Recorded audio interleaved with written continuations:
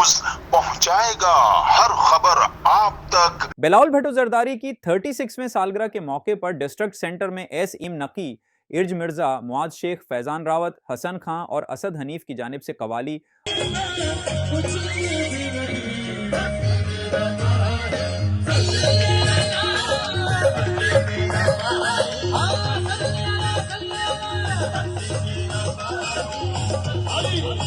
बस मेरा माही सल्लल्लाहु अलैहि वसल्लम कहेगा नारे रिसालत या रसूल अल्लाह।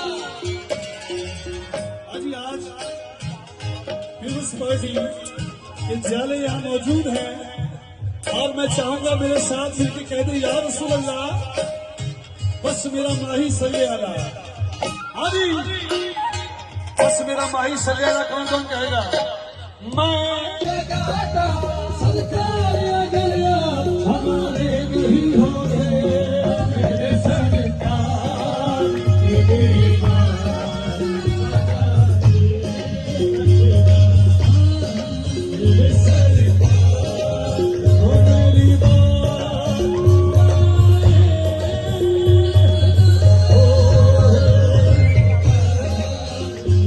और केक काटने का कामयाब प्रोग्राम का इनेकाद किया गया।